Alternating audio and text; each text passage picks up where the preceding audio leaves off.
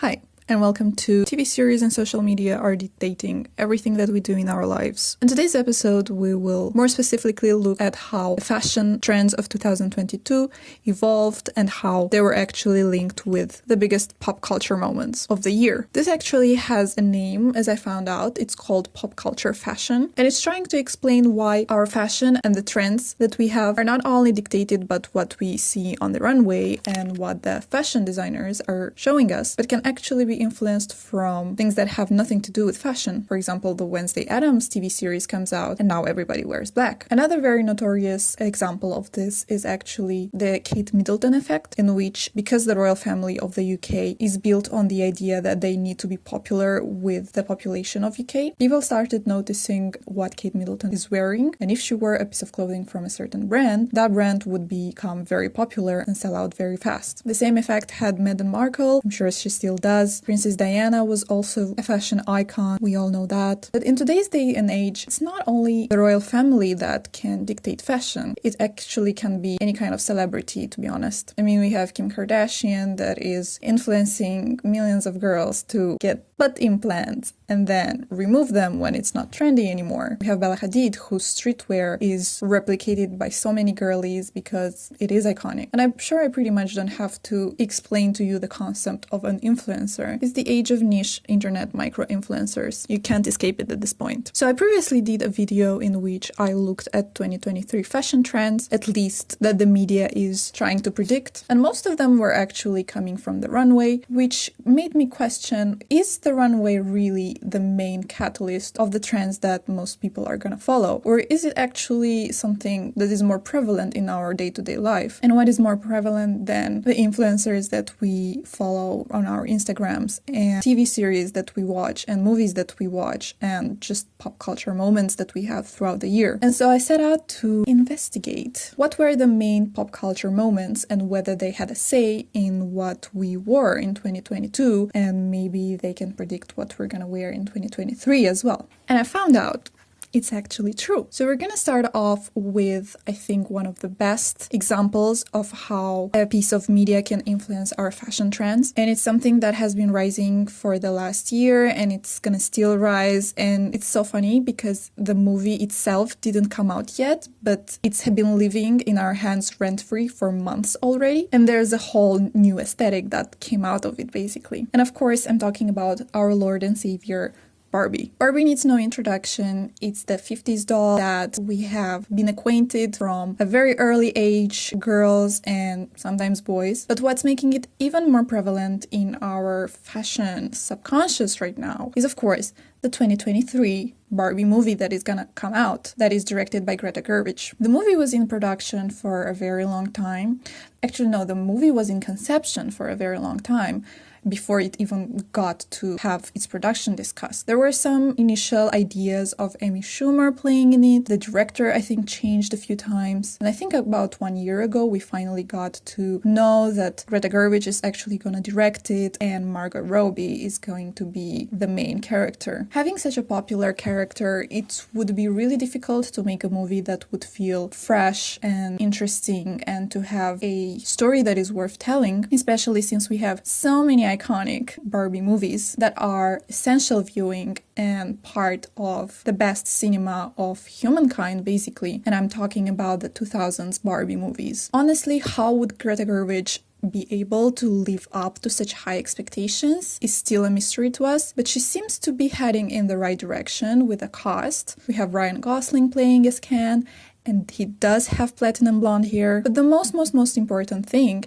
is that I think she got the aesthetics right. We've been fed like little lambs, little snippets of photos from its production set. We've seen the rollerblade scene. We've seen other few outfits then and there that made the whole population understand Barbie is gonna serve looks. And we even have recently the trailer that came out that is an iconic recreation of the 2001 Space Odyssey scene. And when I say recreation, I mean scene by scene recreation. I love it. But we also get a glimpse of the Barbie world that we have. And it's just the right amount of plasticky, sunny, pink aesthetics that we long so much. Especially after we were looking forward for a Winx TV series adaptation. And what we got was, I think we all know. So honestly, we're kind of bored of this dark, mystery, creepy aesthetic, which can be nice, but when it's everything that we are consuming and what's been given to us, we just start hating it. So it's very refreshing to see that the Barbie movie is gonna be very out there, very extravagant, very camp. And it's got people excited, and it's also got people inventing Barbiecore. Barbiecore is a very popular aesthetic right now on TikTok and Instagram and any kind of social media that you want. And it also mostly became popular because hot pink became very popular as a color in 2022, maybe even earlier. You know, the Jacquemus collections, we know the Valentino collections. That color is everywhere at this point. A lot of celebrities have worn this color. We have Anne Hathaway, iconic. We have Vanessa Hudgens, we have Anya Taylor-Joy, we have so many celebrities that are wearing this color right now to red carpets, and they're not only wearing necessarily only the color, but they are also really going into this Barbiecore aesthetic, which is short, mini dresses, blonde hair, ponytail, and of course the platform pumps. The Valentino platform pumps have become a moment. And honestly, the platform pumps have been recreated by so many fashion houses at this point. And it is a Barbie look. I mean, what more of a Barbie shoe can you imagine other than this? Last year, we also had the jelly shoes that are also reminiscent of the Barbie shoes that you use when playing with a doll. We have the whole Y2K re-emergence with all the kid accessories. We have another aesthetic, kidcore, that is also partially linked with Barbiecore. It's basically going to Claire's and putting on yourself all the jewelry that you can find. It's gorgeous, it's iconic, and it's only gonna get worse, to be honest. And by worst, I mean best, of course. Because I really believe when the Barbie movie is finally gonna come out, this is just gonna make another explosion of different trends on TikToks. Maybe dances are gonna be recreated from the movie, different scenes are gonna be recreated, and everybody is collectively going to wear pink for the next half a year to decades. Because we're all little sheep, and we see pink color on the TV, and we want to wear pink color. And there's nothing wrong with that. And another thing that we get highly influenced for is another trend that I want to discuss with you. And that is, I really hate to talk about it, but we have to talk about it. It's our Miss Girly, Emily in Paris. Not the right Emily, unfortunately, but we'll just have to take it. Emily in Paris really made a splash with its costume design, and I don't necessarily mean it in a good way, unfortunately. The third season came out a few days ago. We complained so much after the first season, and we still got a second season, and now we have the third season. Yay! Google searches for moving to Paris have skyrocketed again. The French people are begging us not to come and are constantly trying to make us understand that no, they don't wear berets and they don't eat croissants every day. Although they kind of do, at least the croissant part. Emily in Paris is a TV series that is so stereotypical. It doesn't tell us a new story. It doesn't tell us something new. It just feeds us this unrealistic reality that we all kind of secretly want to become our life, in which you post a silly pun on the internet and then your social media skyrockets, in which you do the bare minimum and everybody loves you at your job, in which you find friends with a snippet of your hand at every corner. And all the problems that you have are really non-problems. They're just drama problems. And you have all the time in the world to be discussing this non-stop with every person that you come across of in your life. The costuming in Emily in Paris is double-sided. On one hand, it's really good on the French people. On the other hand, it's obnoxious on Emily. And it has been puzzling the viewers for so long. How can they get it so right on some characters and get it so wrong on other characters? And here, I would actually say that it makes sense. Emily is very obnoxious, and her clothing style is also very obnoxious. Her friend Mindy is very obnoxious, and her style is also pretty much out there, although she is serving looks when she is on stage. But I really don't understand how she can afford this Mugler suit when she can't afford having her own apartment. But I guess it makes sense in the Emily in Paris universe. And since we all can't stop hate watching Emily in Paris and we can't stop discussing it, of course it's gonna be imprinted in our subconsciousness and we're gonna make it into a fashion trend. Lots more people started wearing bucket hats because Emily in Paris is wearing bucket hats. Lots more people are wearing berets. If you go in popular spots in Paris, you see at least 15 Emilys in Paris taking pictures.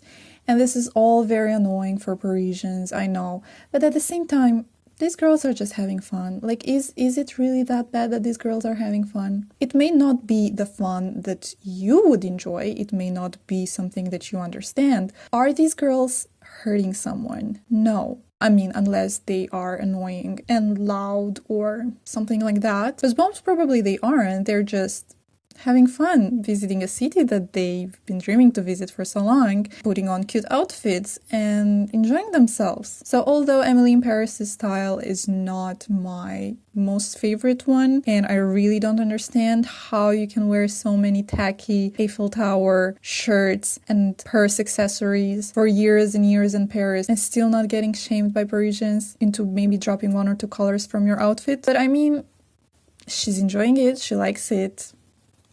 You do you. And we move on to a new TV series that has also been very influential for the last few years. And this is, of course, the generator, or I guess the accelerator of the corset trend, the tea time that we want to have, the balls that we want to have, the romantic hold-handing that we want to have. And we talk about, of course, Bridgerton. Bridgerton already has 2 seasons. The last one came out this spring, which makes me think, is the 3rd season gonna come out soon? I need to Google it. Late summer or early fall. Personally, I really enjoyed the 2nd season a lot more than the 1st season because maybe I found the characters a lot more enjoyable in the 2nd season compared to the 1st one. But the aesthetics, the campiness, the drama, it's all got to, of course, make some trends in what we are wearing. And we are not only seeing corsets that are being worn, we of course seeing vests being worn either on top of shirts like myself right now or just as a top, and royal type of attire either being from the Regency era or even older royal core aesthetic like Marie Antoinette is very popular on social media. And honestly, if there would be a Marie Antoinette remake happening in the near future, I think it would become a hit pretty instantaneously. Although I really don't understand how you can make something more iconic than the Sofia Coppola's one. I think period dramas in general are something that is going to persist in our interest for a very long time, because each time a period drama comes out, we just collectively flock to it and discuss it and start wearing these beautiful gowns. Whether it is Emma, whether it is Bridgerton, I mean, we still talk about the hand-touching scene in Pride and Prejudice because it is a form of escapism at some point. And even if you can get it really, really right and make it live in people's subconsciousness for a long time, you can also get it really, really wrong. And that is the case of Persuasion with Dakota Johnson that came out, I think, also last year. And don't get me wrong, I love Dakota Johnson, but just that movie didn't really understand its assignment. Persuasion is a story, it's a book that I also read back in my teenage years that is very sensual. It's very sweet. Its character is very shy and sensitive, and the tone of the movie is completely different. The character that we see in the movie is snappy, makes jokes, it gives this whole millennial humor trying to be integrated into movies in order to appeal to younger audiences. And honestly, you don't need to do that. We do love a little bit of escapism, but I think the most important thing is that it just wasn't paying homage to its source material very well. But at the end of the day, we discussed the plot, we discussed the characters, but we also discussed the dresses. And wearing a corset in the last few years, whether by itself or incorporating it into more modern attires, has been very popular. I think the last article that I've read was calling it underwear as outerwear. You can wear a corset even over a sweater. It really fits well into the more popular vintage shopping activities because you can find really nice corsets thrifted. It also makes sense in terms of layering because overlayering has also become very popular.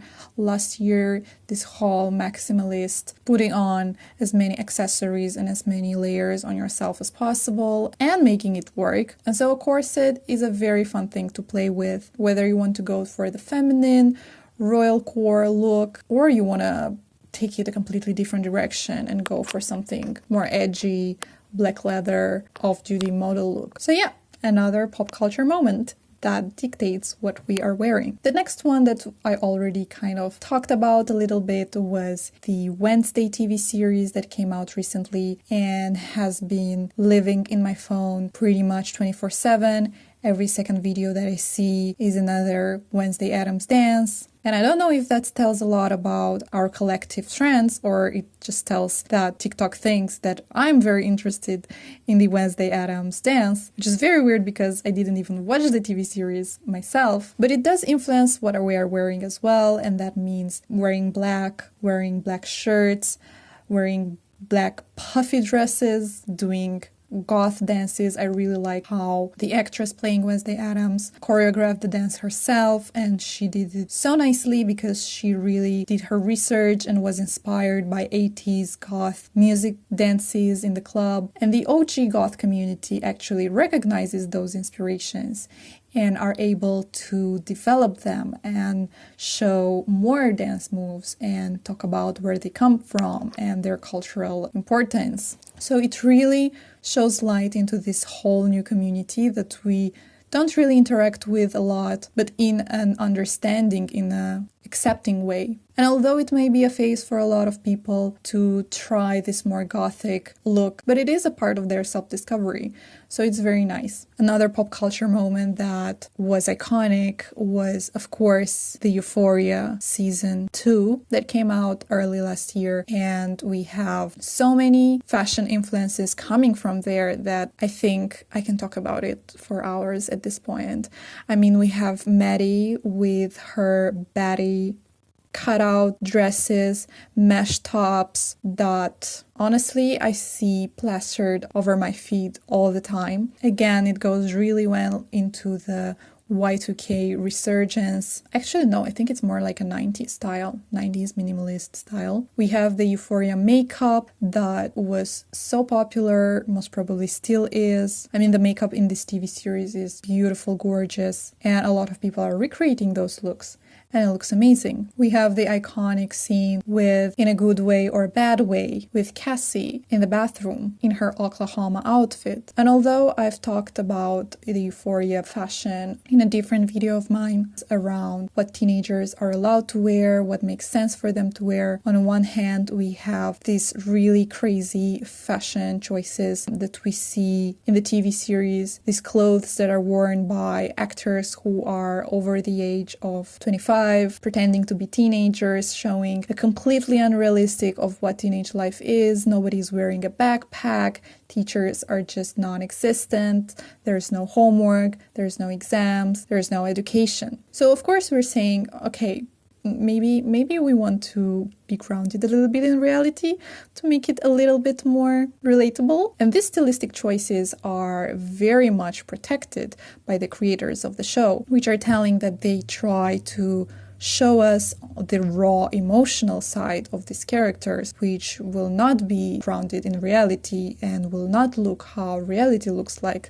It will be an exaggerated, raw emotional version. We're seeing how these characters feel like through their clothes, not necessarily how they would look like in real life. But at the same time, does this raw emotional portrayal have to include so much nudity, so many long shots of female nudity? I really don't think so. And we also have discussions over what is appropriate for a teenager to wear in school. And we also have a discussion around the dress code in schools.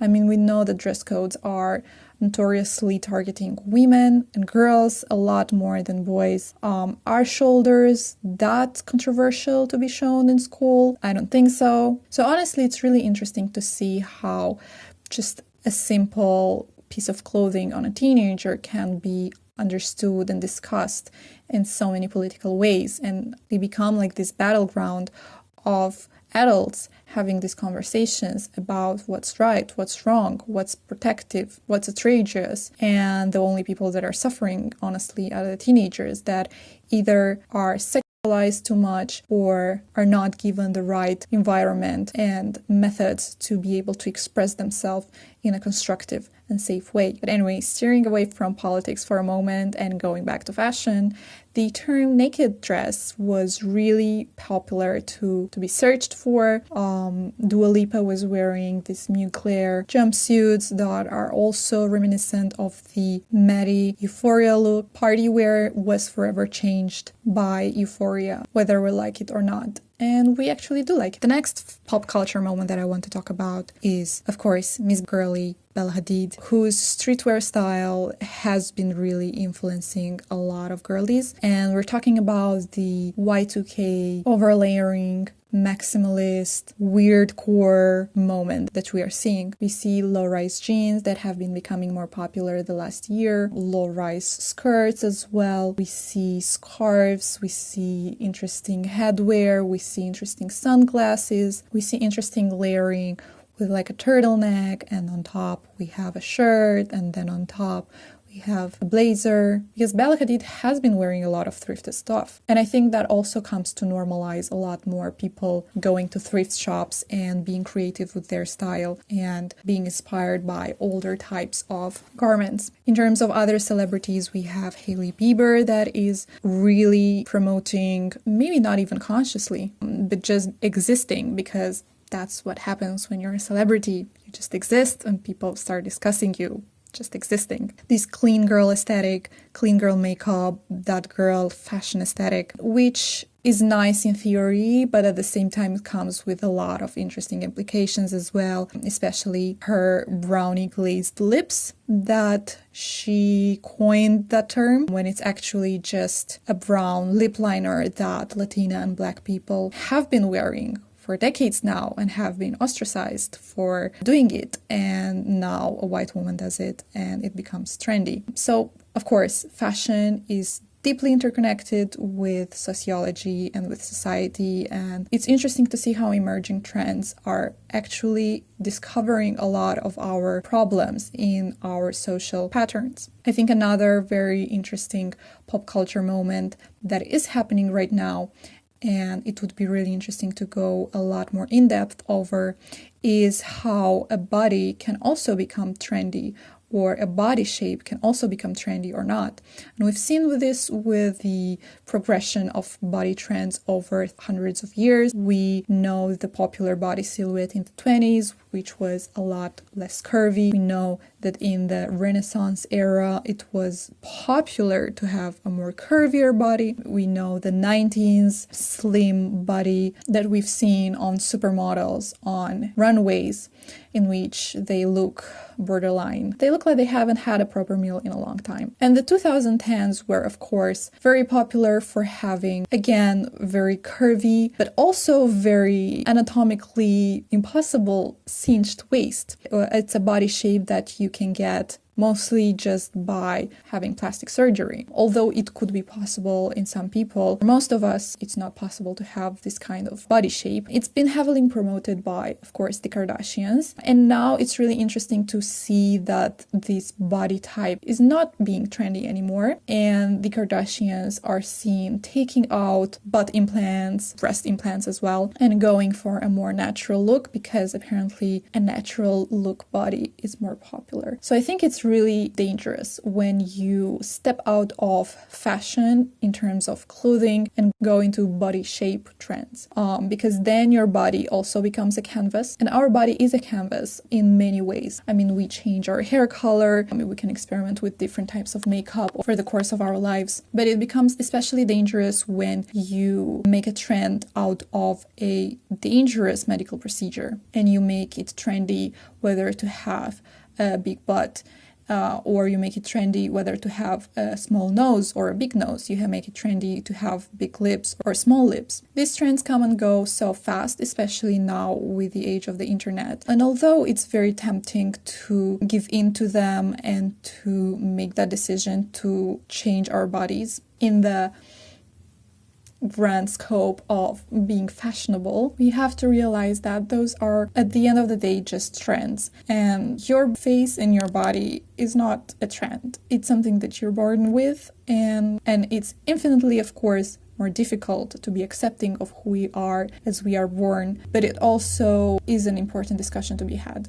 Another trend that is becoming more popular is with the White Lotus season 2 that came out a few weeks ago that really made the resurgence of this Italian summer chic aesthetic. We've also had another very similar trend called the Mamma Mia summer, and this is basically wearing summer clothes, summer dresses, going to the beach, taking these pictures, especially bright, but also having a bit of a vintage feel to the clothes, and summer Italian fashion becoming a lot more popular. And this is a lot because the travel restrictions being lifted for the first time in a few years, and people this summer started traveling a lot more, which made us look for fashion inspiration, either to certain pieces of media that are coming out around that time, or into older pieces of media like Mamma Mia, which is iconic again. Another TV series that influenced a lot,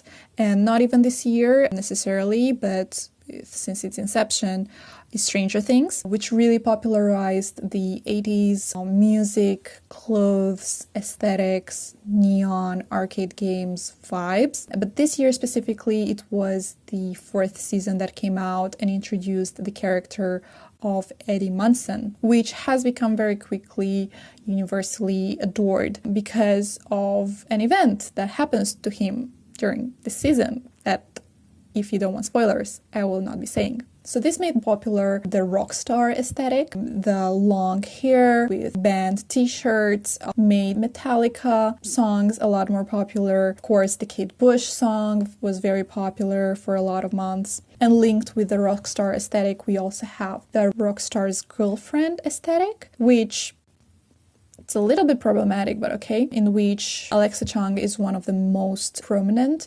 example of this aesthetic, in which you try to wear clothes that the girlfriend of a rock star would wear. Why would you not want to become the rock star yourself if you're a girl, but would rather imagine yourself being only the girlfriend of a rock star? I don't understand. But that's besides the point. Another very interesting fashion aesthetic that was very popular is the Plazacore aesthetic, which is this preppy, old money, New York kind of outfits that were mainly catalyzed by the Gossip Girl remake that happened this year, in which, although their outfits were tried to be modernized for the modern audience, we still have that OG Blair Waldorf, Selena fashion moments. Another series that came out in the same kind of aesthetic was the Inventing Anna TV series that showed this Valentino cape moment, and this cape moment also became a lot more popular and became a trend. And of course we have the Don't Worry Darling drama movie. It is a drama movie, but it's also just drama around the movie. We have Olivia Wilde and Harry Styles that have been dating each other during the production of the movie. We have the Miss Flo moment between Florence Pugh and Olivia Wilde, in which a voice audio was published, which Olivia Wilde was talking not very nicely about Florence Pugh. We have the Venice Film Festival, in which nobody was looking each other in the eyes, and ultimately everything culminating in Harry Styles allegedly spitting on Chris Pine. It was a lot to digest, and I really don't understand why do I have to know all of this stuff. It's not relevant to my life, it's not relevant to what I do, but I know all of this stuff. And a fashion aesthetic that came out of it was the Suburban Chic, which the movie had a really nice, interesting aesthetic print because the movie takes place in like a 50s style, the suburban aesthetic. And so it's also made it more popular for 50s kind of vintage clothing to be incorporated into our wardrobes. And another very iconic TV series that prompted another fashion aesthetic that we have is the Gilmore Girls, in which an aesthetic that came out of it is, of course, the downtown girl aesthetic, which was very popular this fall with all the leaves falling out, all the jeans and sweaters and Converse sort of aesthetic being really popular. So if you want to know and get a glimpse into what's going to be popular next year, take a look at what kind of movies and TV series are going to come out And you're going to have part of your answer there because people get excited about new media that they consume and people want to connect with each other, with people from all over the world. And it's a very nice thing to do that through what we wear. So there you have your answer about the 2023 trend predictions. I'd say more Barbie, more pink, at least until the movie comes out, and whatever Netflix is gonna put on their streaming service. So thank you so much for watching, and if you liked it, please do interact with the buttons below, and I'll see you very soon. Bye!